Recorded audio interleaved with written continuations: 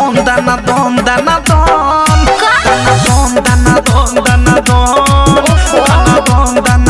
दाना दोन दाना दोन दाना दोन दाना दोन मतलब तो बच्चा सब अरे समझ गया सन रे। हाँ सर समझ गइल बानी बताई का। तो बताओ सन रे।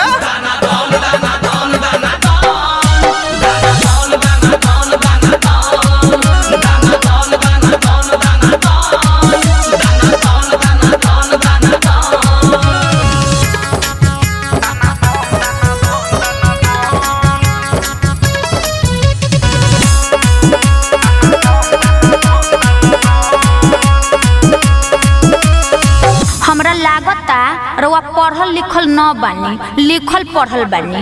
जब मरद के फुल फॉर्म बता देनी तो तनी यारों के बताइए दी। तो सुन ऐसे आई लव यू कही ऐसे कही या ऐसे तो के यारा ले जाके ऐसे करी रगड़ा रगड़ा तो बाद में कही का कही यारा वो यारा दिह दोबारा एक बेरी में तो मन न भरा।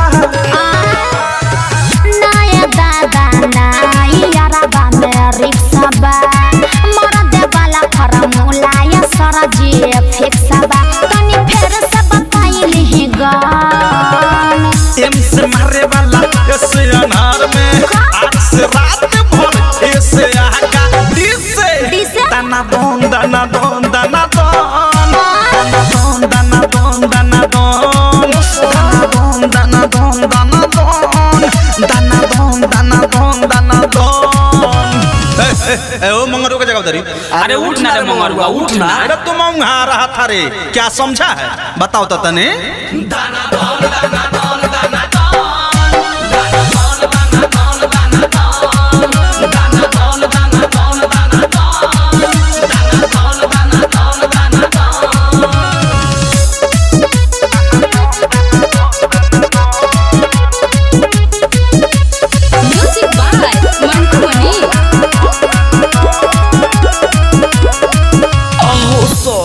एगो एगो एगो एगो बात कही ओकनी के तो यार भतार के फार्मूला समझा देनी हमनियों के माल के फार्मूला समझा देना।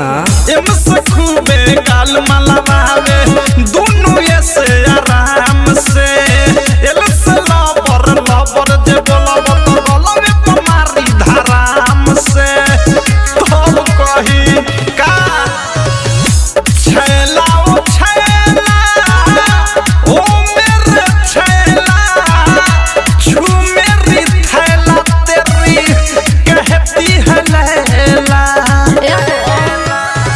जान ले हम नाही ओने सब हो राइट थारो सूरज या नीति हो अब भेसे अनुराग बापासान।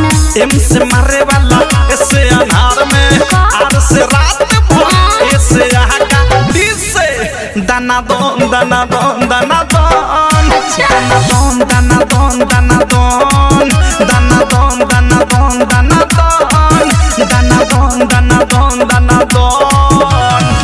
तो अच्छा बच्चों आज का पढ़ाई यहीं पे खत्म। अच्छा ये बताओ मेरी पढ़ाई से क्या सीख मिली बताओ तो जरा।